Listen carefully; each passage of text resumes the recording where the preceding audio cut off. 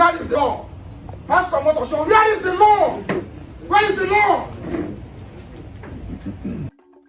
Onye obula bu onye iro ndị Igbo na-set up anything that will stop the release of Nnamdi Kanu, Chileke kpọọ ọkụ. Onye obula bu onye Igbo, icheri eche. Ị na-agba arụpụ. Ị na-eme ka ije na presidency na-agwa ha ihe ọzọ. Ị na-tinye ị na-ewepụ. Ka hapụ ịtọhapụ Nnamdi Kanu. Igwe Kalụ Ụmụnọha gbuo ogu. Amadioha gbuo ogu. Arụsị Ọgbaga gbuo ogu. Arụsị Ọkụzụ gbuo ogu. Arụsị Ọkịja gbuo ogu. Arụsị enwere n'ala Igbo gbuo ogu. Okike Abịama kpọọ gị ọkụ. Alex Otti amụọ nwoke si bụrụ nwoke. Alex Otti bụ nwoke. Alex Otti bụ nwoke. He has shown capacity. Capacity abụghị na gbawuli izuzu ge mgbawuli na-efegharị n'akụkụ ndị mba, na-efegharị n'akụkụ ndị ugwu, na-achọ favor, na-achọ appointment. Rụọ ọrụ gas a leader of ndị Igbo, you ga-arụ, you are a personalized selfish entity. Unu chere ya ma ihe unu chọrọ ime yesterday. Unu na-use ndị bandit eme attack advanced team. Unu chere ya ma anyị macha ihe niile unu na-arụ. All of you people. Unu niile na-achọ ha ka atọhapụ Nnamdi Kanu. Onye ọbụla kwutere okwu ịtọhapụ Nnamdi Kanu, unu emewe attack. Chileke gbuo ogu. Chileke gbuo ogu. Na weala. Amụọ nwoke si ya bụrụ nwoke. Mbọsa amụkwara ndị dike na mba ka amụrụ ibie. Akụkata aka n'obi egosi ndị mmụọ ebe ndụ mmadụ. Ọgụnụdụ. Maka na ebe nwatakịrị na-ebe akwa atụ aka ma nne ya nọ ebe ahụ, nna ya nọrọ ebe ahụ. Maka na okenye ada nọ na ewu amụọ n'ọgbụrụ. Ekenekwa ngụ Alex Otti aka na chi steeti Abia His Excellency. Ekenekwa ngụ. Dimkpa ka ịbụ. Dimkpa na-asa. Dimkpa na-asa. Ọ ihe wu. Thank you for standing up when some Igbo leaders are sitting down. Thank you, sir, for walking when some Igbo leaders are dulling. Thank you for not pretending. Thank you, sir, for not pretending. Thank you, sir, for not selling your people. Thank you, sir, for showing workings. Alex Otti, Akanachi State Abia, emaila. Oh, dere mmadụ gị ka anyị chọrọ as leaders of ndị Igbo. Oh, dere mmadụ gị ka anyị na-elere anya. O dere mmadụ gị anyị na-ahụ n'otu anyị na-enwe ezigbo moral. Anyị na-enwe moral. Na say yes, Igbo nation will never go down. Thank you, Alex Otti. Gbaliwa. Ị gala hụ Nnamdi Kanu na Sokoto prison. Chikwa ebe ahụ, plan kwa yesterday gị ga-ahụkwa Tinubu. Ekele dere gị. Imeela, honestly. Imeela ihe nyere ndị omume. Imeela ndị na-echu Abuja ka mmiri. Imeela ihe nyere ihe omume. Every day na Abuja. Every minute na Abuja. Every hour na Abuja. Ana bọnụgharị ego ndị mmadụ. Na-emefugharị ego. Na-waste money. At the end of the day, when he ha gataga na Abuja.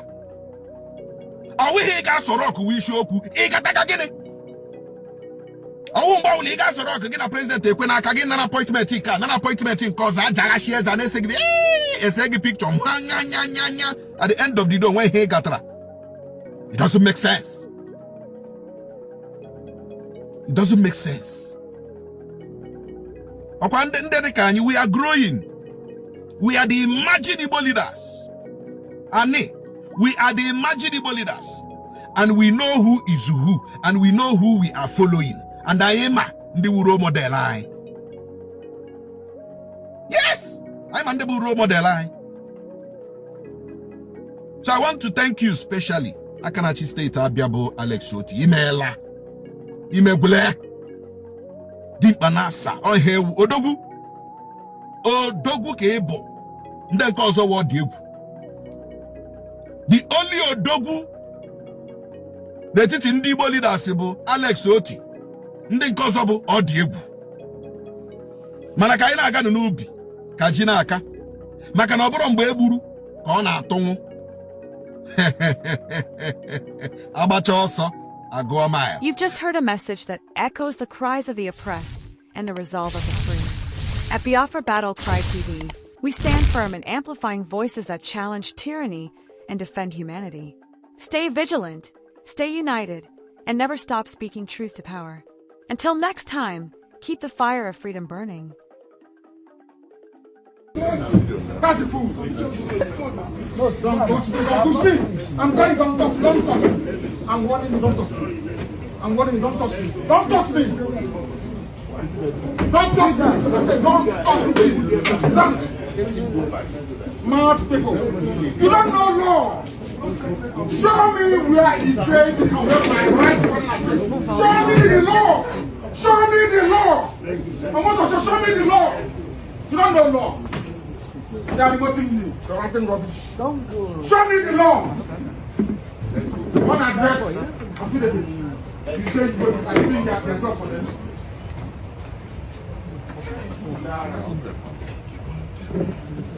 God will punish you now and forever.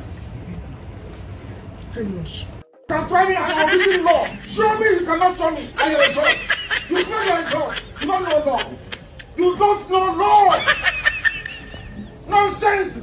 Where is the family address? No.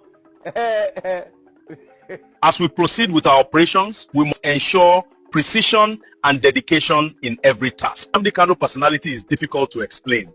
I think his supporters here in prison are increasing daily in hundreds. The federal government should do something now before it is too late, because he is taking over the prison. I want to tell you that the agreement between the British and the Fulani has collapsed. And the only person that collapsed it is Trump.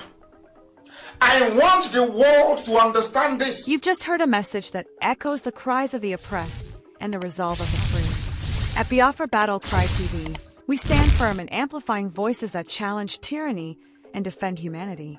Stay vigilant, stay united, and never stop speaking truth to power. Until next time, keep the fire of freedom burning.